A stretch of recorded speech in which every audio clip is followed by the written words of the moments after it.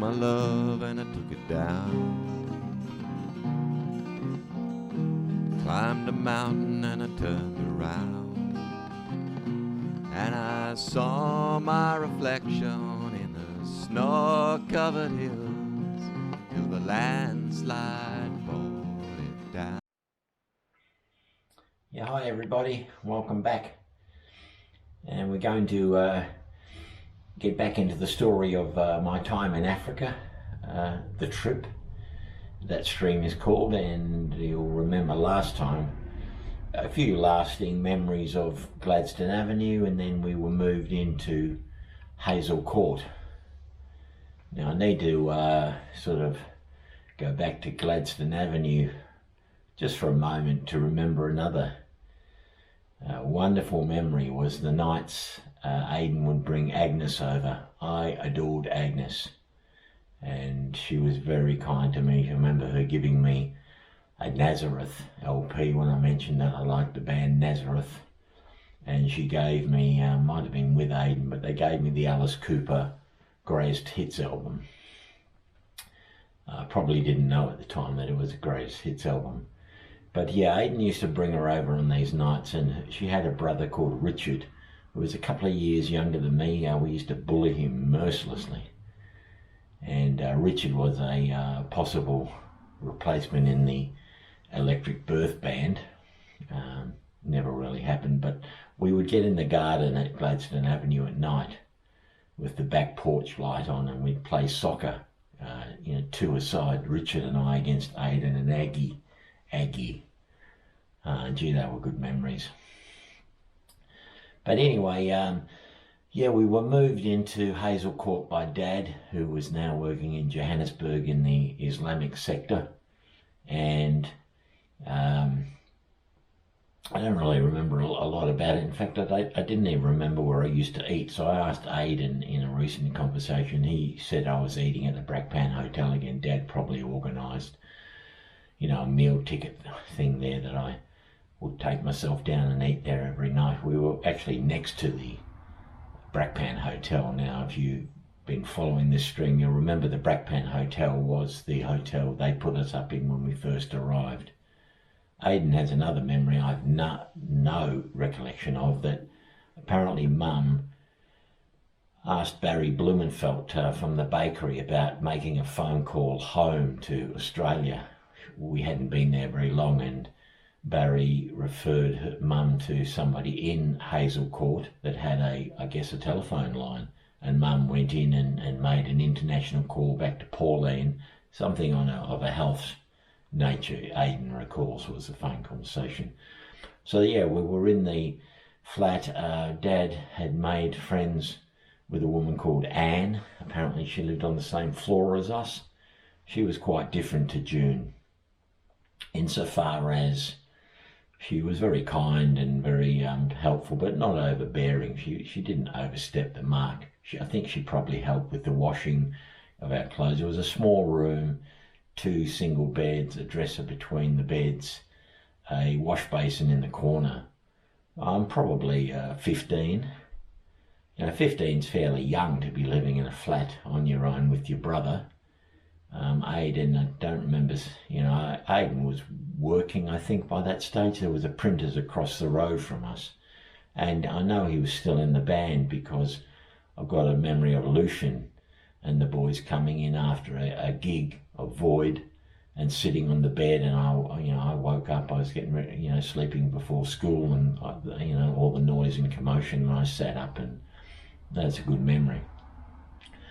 So I was getting myself ready and going to school. I assigned Sunday nights as my bath night. I'd have a bath every Sunday night, which would last me for the week.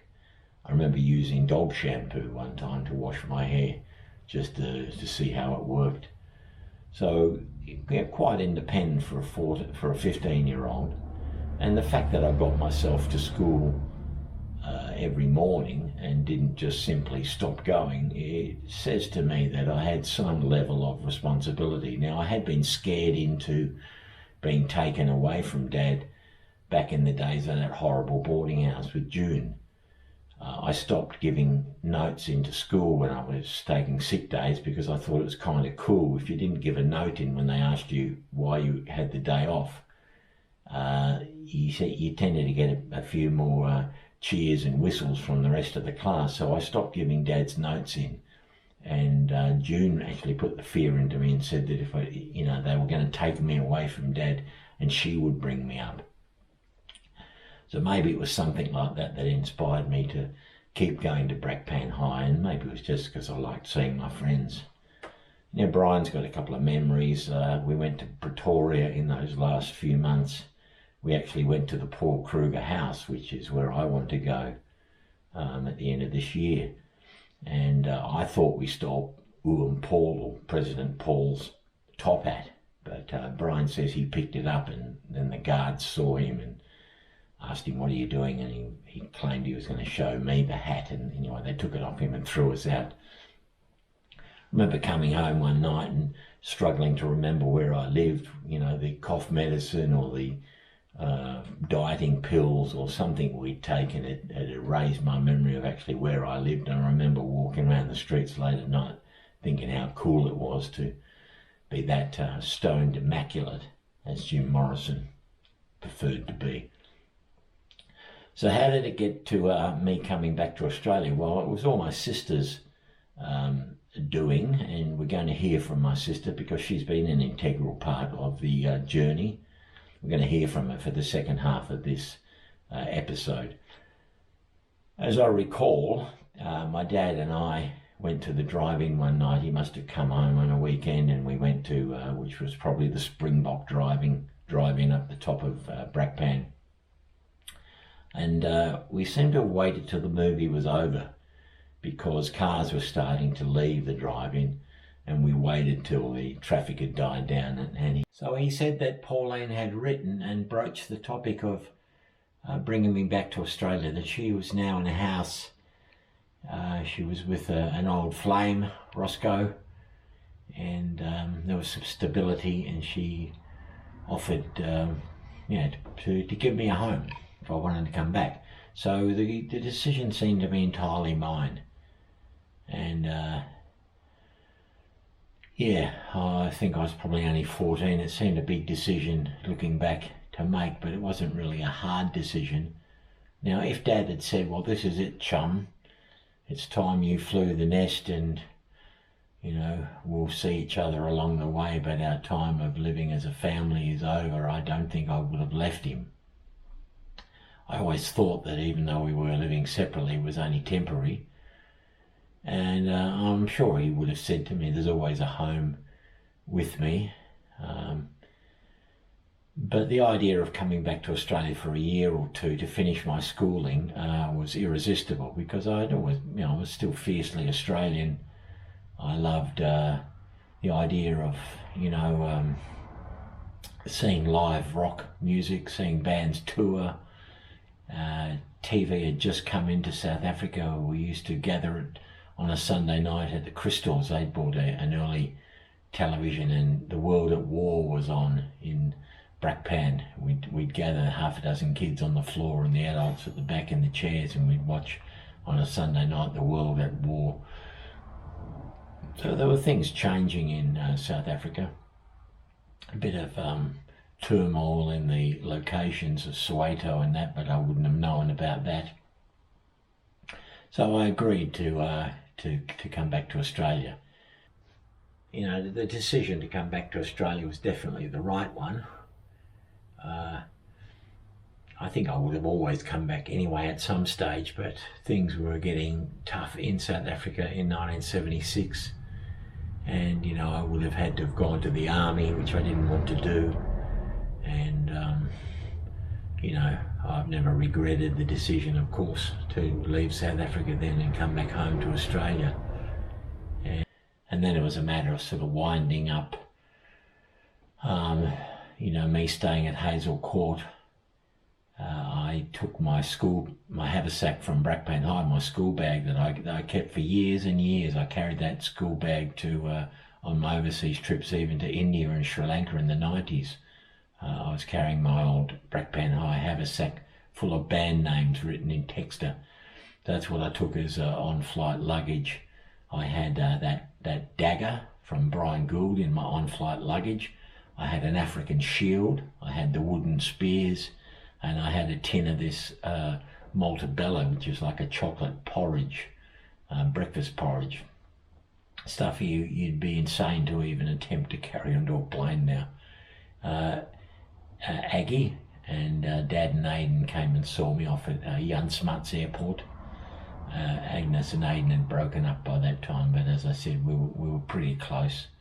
And I flew back to Australia, and Pauline, Ian, and Megan picked me up from the airport. So we might pause the episode here, and we'll hear from my sister and how it came about that my return to Australia, and we'll hear a bit about some of her trips to Brakpan in those early 70s. She's played an integral part in the story, so it's time we heard from here. So let's hear it from my big sis, Pauline. Take it away, sis. Stupid machine. How you going? I'm good. And what could I help you with? What's the weather? Cloudy, warmish. They're forecasting rain for later. Okay. But So I'm curious. Well, firstly, what I've always asked the other people I've interviewed is any memories of Brakpan. Now, you would have got the news in December 71. Mum had passed on. I guess Dad rang you, did he? No, Dad was still in hospital. One of the guys from the bakery rang. I don't know. I can't remember who he was. And then somehow you managed in 1971 to get on an aeroplane and be in Brakpan within like a week or something. Oh, I think it was about 3 or 4 days. Yeah. Hard to do? Well, I didn't have a passport, and I didn't have. I had no way. I'd never had a passport. So my father, who was, the be all and end all for Qantas and Ansett and God knows who else.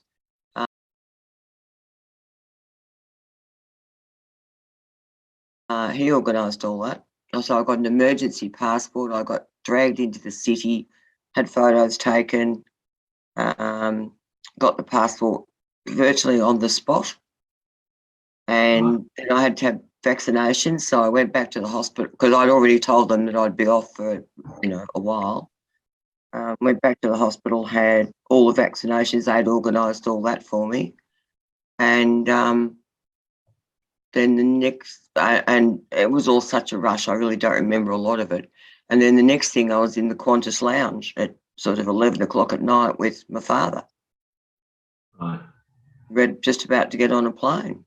Terrified. Any stopovers? Mauritius. Remember? Okay.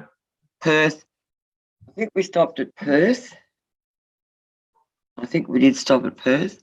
And then Mauritius, because I remember getting to Mauritius at 5 a.m. or something like that. And we had to get off. And hello. And hello, big pussycat. Oh, you're a real tiger, aren't you? And then I was busting for a beer. I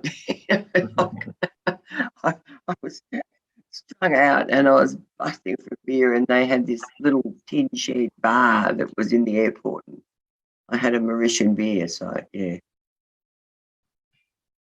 And do you remember any impressions of Brakpan in those days? It was such a trauma, Cherry, that I really don't remember a lot of the impressions. I remember being picked up from the airport by friends of Dad's, Peter's, and taken back to their house. I don't even know where it was, because you'd had a head injury. Dad had his fractured face. Mum had died. I had no idea where Aiden was, wouldn't have a clue. And I was jet lagged to hell. I remember sitting out in the backyard, but I don't actually remember going to Brakpan per se. I remember the house. I remember going to the house. Sure. Prince George's Avenue, but I don't really remember much about Brakpan.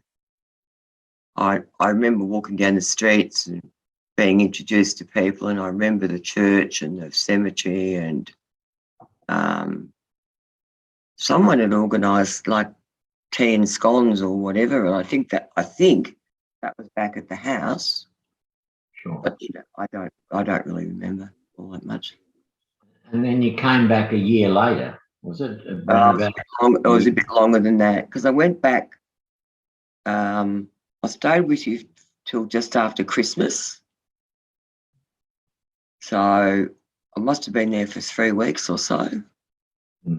And then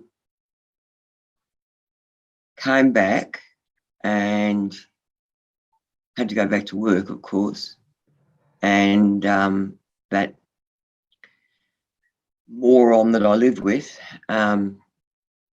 was really, really nasty about the whole business. And if I remember rightly, my father actually paid for the ticket for me to go. But shithead was really shitty about it, and really nasty about it. And then it wasn't that much longer later that I did bring up the subject of you coming to live with me, and he went through the roof. And I thought, well, I won't bring that up again.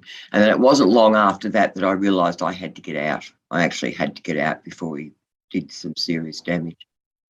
So in Alma Road then, were you? Hey? You were in Alma Road? No, I actually went up to Scoresby because I needed protection. I needed protection. I needed to be somewhere safe. And I lived up in Scoresby for,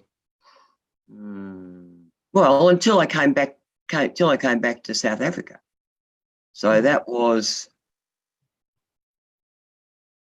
I don't know, maybe a year, maybe.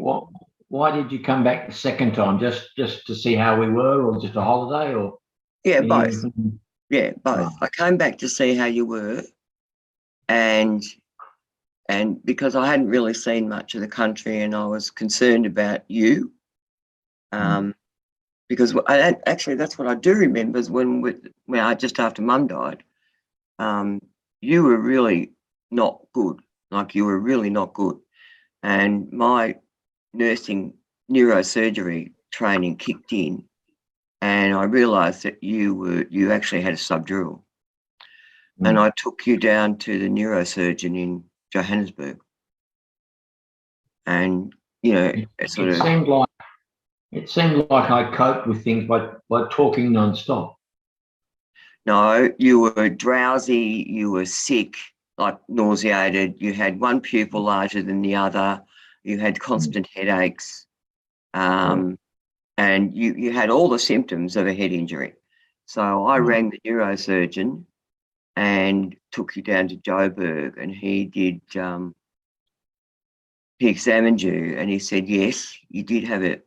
As far as he could tell, you did have subdural, but it was only a small one.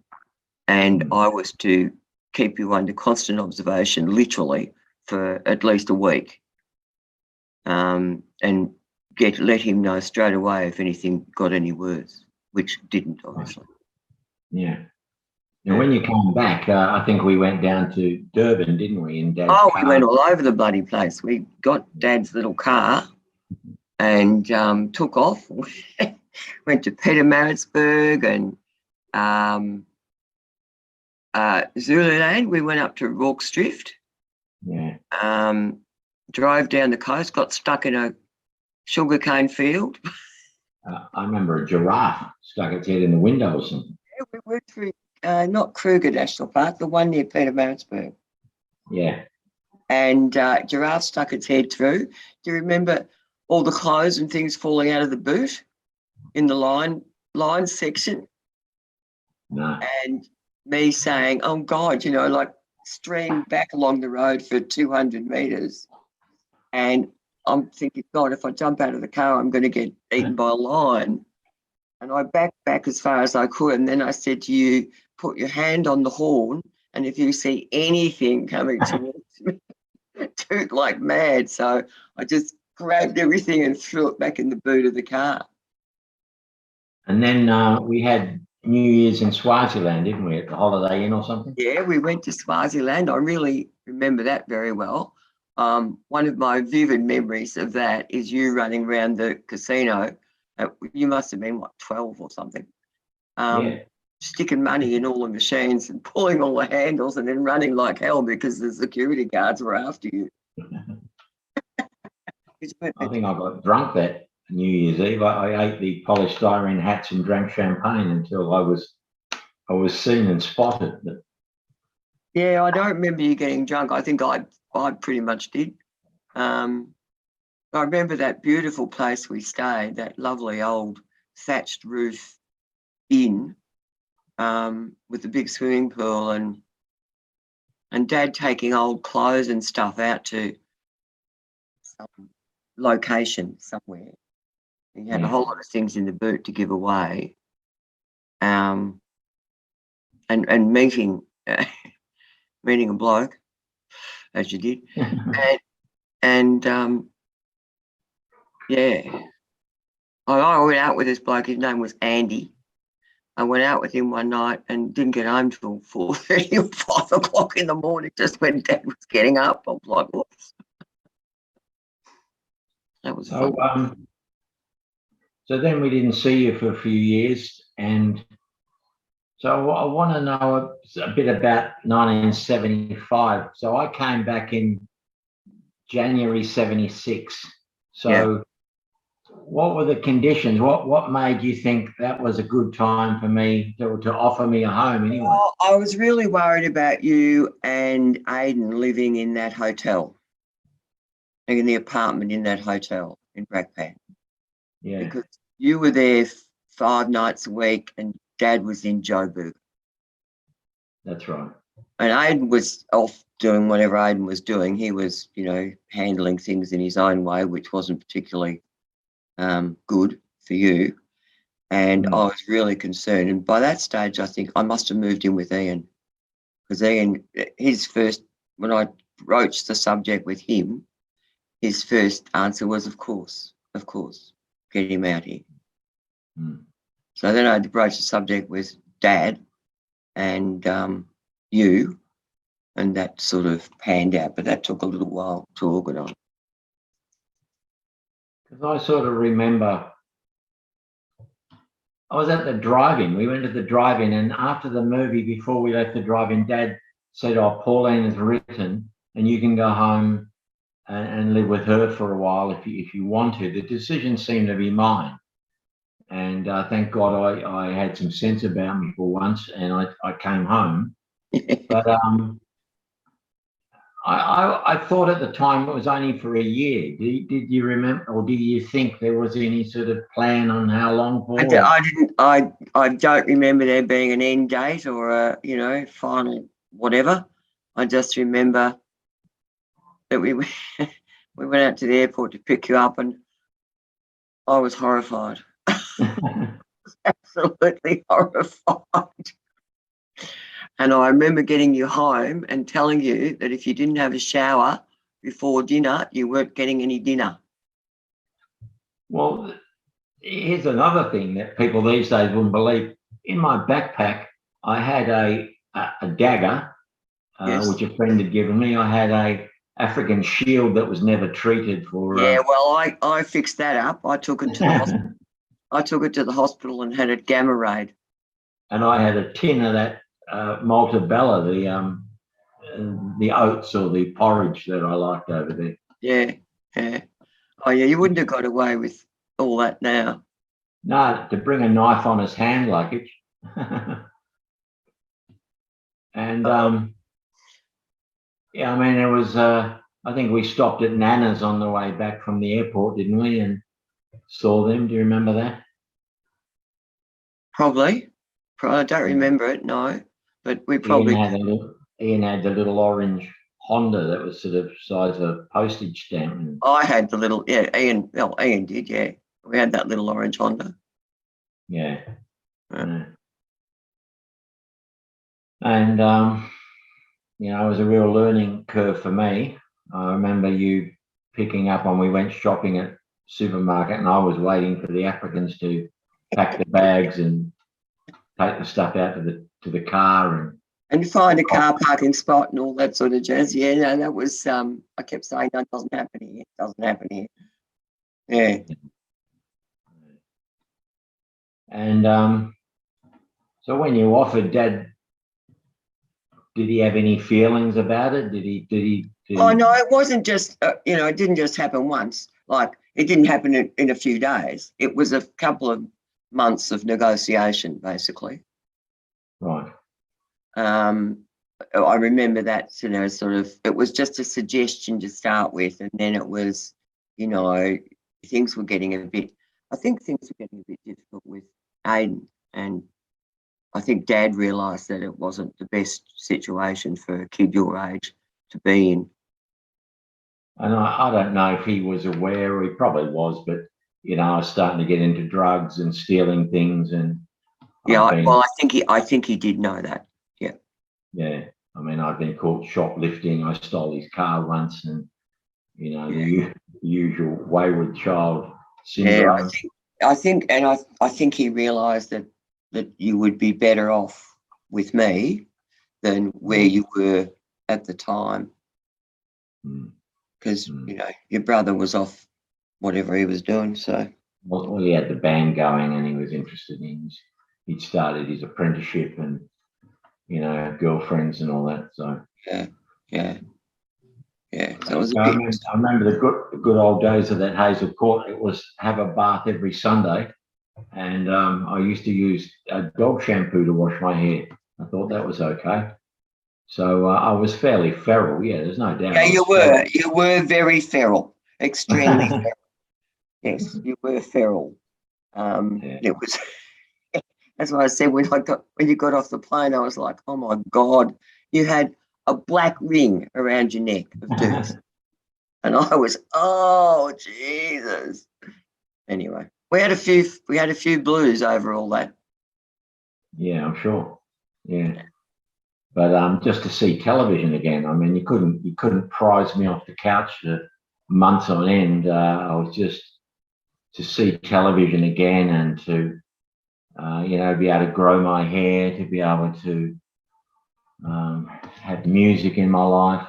Yeah, and you used to get up every Saturday morning and sit and watch Rage from when it started to when it finished. So from 8 o'clock in the morning till lunchtime. Yeah, I loved it. Yeah. Every time I accidentally flick onto it, I think of that. So anyway, thank you for changing my life. I don't know what would have happened if I'd have stayed. I know it would have been terrible, I suppose. Well, you helped me an awful lot because Ian was travelling a bit at that stage, and I don't know whether you remember that I got food poisoning. I was 8 months pregnant, and I got food poisoning, and I couldn't keep anything down at all. So you looked after Megan, and got me lemonade and stuff from up the road, and made sandwiches and all that sort of jazz. And you were very good to me. You were really good. And then when Kate was born, oh my God, the only way she would go to sleep was if you played Jimi Hendrix. Sweet Home Alabama, Sweet Home Alabama. Well, I wouldn't have been back long when you got married down in Hedgley Dean, 6 months or something. Yeah, probably. Yeah, because we'd been living together for a year, so yeah, it would have been about then. Yeah. And we got married. We got married 1st of May, which is Monday. Oh yeah. Yeah. How long had you been at Nyora Street before you got married? Almost 12 months. Almost 12 months. Yeah, not quite, but it might have been a bit more than that. Might have been February that I moved in.